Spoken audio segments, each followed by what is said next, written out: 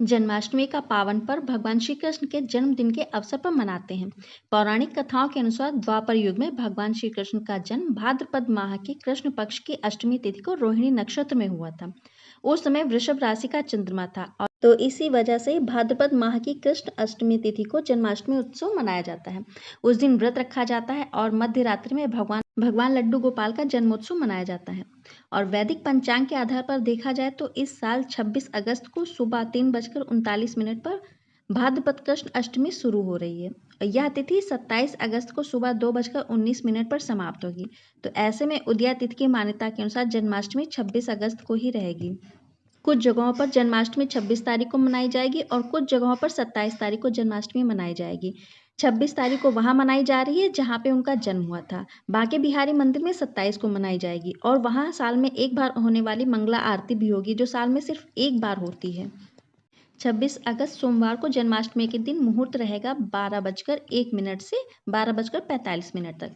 यह निशिता मुहूर्त है। लड्डू गोपाल जन्मोत्सव के लिए इस साल 45 मिनट तक का ही शुभ समय मिल रहा है। उस दिन पूरे समय व्रत रखा जाएगा और फिर रात में भगवान श्री कृष्ण का जन्मोत्सव मनाया जाएगा। जन्माष्टमी पर भगवान श्री कृष्ण की पूजा के लिए आप मंत्र जप सकते हैं। मंत्र है ओम नमो भगवते वासुदेवाय, या फिर आप जप सकते हैं ओम कृष्णाय वासुदेवाय गोविंदाय नमो नमः।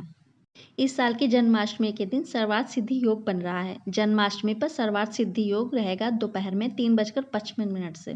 यह शुरू होगा और 27 अगस्त को सुबह 5:57 तक रहेगा। ऐसे में भगवान श्री कृष्ण का जन्मदिन सर्वार्थ सिद्धि योग में मनाया जाएगा।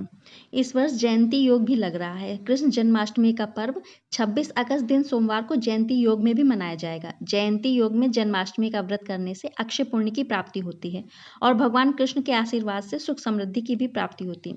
कहते हैं कि जो व्यक्ति इस योग में जन्माष्टमी का व्रत रखते हैं उनको बैकुंठ धाम में निवास मिलता है।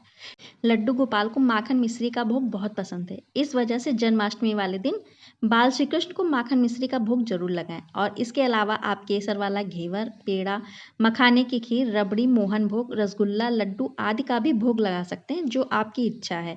लेकिन भोग में उनके धनिये की पंजीरी का भोग अवश्य शामिल करें, वो उनको बेहद ही पसंद है। वैसे आपकी जो सामर्थ्य हो आप उन्हें भोग लगा सकते हैं। जन्माष्टमी वाले दिन लड्डू गोपाल को आप सुबह से ही कुछ ना कुछ उनको खाने के लिए दीजिए, क्योंकि व्रत आपका है उनका नहीं। आप उनको व्रत मत रखिएगा। आप सुबह से कुछ ना कुछ उनके मनपसंद का बना के उनको भोग लगाइए जो आपकी श्रद्धा हो। जिन दंपतियों को कोई संतान नहीं उनके लिए जन्माष्टमी का पर्व काफी महत्वपूर्ण है। कहा जाता है कि जो लोग संतानहीन होते हैं उनको जन्माष्टमी का व्रत रखकर लड्डू गोपाल की पूजा करनी चाहिए। उनकी कृपा से उन लोगों के घर में संतान की प्राप्ति होती है। जन्माष्टमी पे लड्डू गोपाल को झूला अवश्य झुलाना चाहिए। झूले में आप पीली डोरी बांध दें और उसी से झूला झुलाएं, फिर उस डोरी को अपने पास रख लें। यह बहुत ही लाभकारी होता है।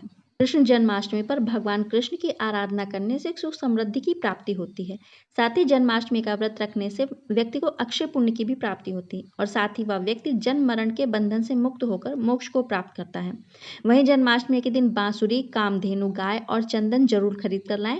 साथ में मोर पंख भी खरीदें। ऐसा करने से आपके जीवन में संपन्नता बनी रहेगी। जन्माष्टमी के दिन सुबह जल्दी उठकर स्नान आदि से निवृत्त हो जाएं और घर के मंदिर में साफ सफाई कर लें। घर के मंदिर में दीप प्रज्वलित करें और सभी देवी देवताओं का जलाभिषेक करें। इस दिन भगवान श्री कृष्ण के बाल रूप यानी कि लड्डू गोपाल की पूजा की जाती है। लड्डू गोपाल का जल से अभिषेक करें, उसके बाद चरणामृत से अभिषेक करें। उनको कुछ स्पेशल फील कराने के लिए उनका चरणामृत से महाअभिषेक करें। सुबह में लड्डू गोपाल को नए वस्त्र पहनाएं। इस दिन लड्डू गोपाल को झूले में बिठाएं और लड्डू गोपाल को झूला झुलाएं। अपनी इच्छा अनुसार लड्डू गोपाल को भोग भी लगाएं। इस बात का ध्यान रखें कि भगवान को सिर्फ सात्विक चीजों का ही भोग लगाएं। लड्डू गोपाल को एक पुत्र की तरीके से उनकी सेवा करनी चाहिए। इस दिन रात में पूजा का महत्व होता है क्योंकि भगवान श्री कृष्ण का जन्म रात में हुआ था। रात्र में भगवान श्री कृष्ण की विशेष पूजा अर्चना की जाती है। कोई कभी कहीं कहीं पर लोग उनका जन्म भी करवाते हैं। अगर आप जन्म करवाते हैं तो खीरे में उनको रखकर उनका जन्म करवाएं। अगर आप जन्म नहीं करवाते हैं तो आप उनको रात में भी उनका जलाभिषेक करें, चरणामृत से उनको नहलाएं, फिर नए वस्त्र रात में भी पहनाकर उनकी आरती करें, उन्हें झूला झुलाएं। लड्डू गोपाल को माखन मिश्री का भोग जरूर लगाएं, ये उन्हें बहुत पसंद है। और उसके बाद उनकी आरती करें। श्री कृष्ण जन्माष्टमी का बहुत ही अधिक महत्व होता है। 20,000 एकादशियों के बराबर एक जन्माष्टमी का व्रत होता है। इस दिन विधि विधान से भगवान श्री कृष्ण की पूजा अर्चना करने से सभी मनोकामनाएं पूरी होती हैं। इस दिन पूजा अर्चना करने से जो निसंतान दंपत्ति हैं उनको भी संतान की प्राप्ति हो जाती है।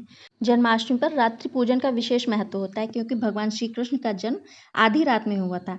रात्रि पूजन के लिए श्री कृष्ण को झूला झुलाएं, उनको नए वस्त्र धारण कराएं और उनका जो है अच्छे से श्रृंगार करें। इस दिन श्री कृष्ण को बांसुरी, मोर मुकुट, बैजंती माला, कुंडल, पाजेब, तुलसी दल आदि से उनका श्रृंगार करें। इसके साथ पूजा में उन्हें मक्खन, मिठाई, मेवे, मिश्री और धनिया की पंजीरी का भोग लगाएं।